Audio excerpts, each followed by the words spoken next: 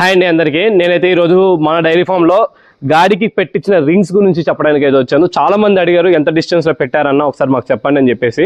So నేను వచ్చేసి 4 feet distance పెట్టాను ఈచ్ యానిమల్కి వచ్చేసి. కానీ ఇక్కడ పెట్టిన రింగ్స్ వచ్చేసి 2 feet డిస్టెన్స్కి. 2 feetకి ఎందుకు పెట్టానంటే మిడిల్లో ఒకటి ఎక్స్ట్రాగా పెట్టుకున్నాను, ఎప్పుడైనా సరే ఇది డ్యామేజ్ అయినా సరే ఇది ఉంటుందని చెప్పేసి. అలానే ఇంకొక వచ్చిన రీజన్ వచ్చేసి కొన్ని యానిమల్స్ కోపంగా ఉంటాయి, పక్కన వాటిని పొడవడాలు అలానే కొమ్ములు ఇరికించుకోవడాలు చాలా వరకు చేస్తూ ఉంటాయి. చాలా షెడ్లో నేను అబ్జర్వ్ చేసా, కొమ్ములని ఇరికించుకుంటూ ఉంటాయి.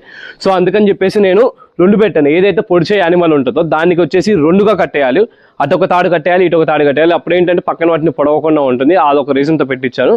ఇంకోటి చాలా మంది చేస్తున్న మిస్టేక్స్ అంటే రింగ్ పెట్టించే విధానంలో కింద పెట్టిస్తున్నారు, కానీ నేను మిడిల్లో పెట్టించాను. మిడిల్లో ఎందుకు పెట్టించాను అంటే కింద పెట్టిస్తే ఏమవుతుందంటే వర్కర్స్ అనేవి మనకి చేంజ్ అవుతూ ఉంటారు. అప్పుడు ఏమవుతుందంటే కొన్ని యానిమల్స్ చాలా కోపంగా ఉంటాయి, కొత్త వాళ్ళ దగ్గరికి వస్తే పొడవడానికి ట్రై చేస్తుంటాయి.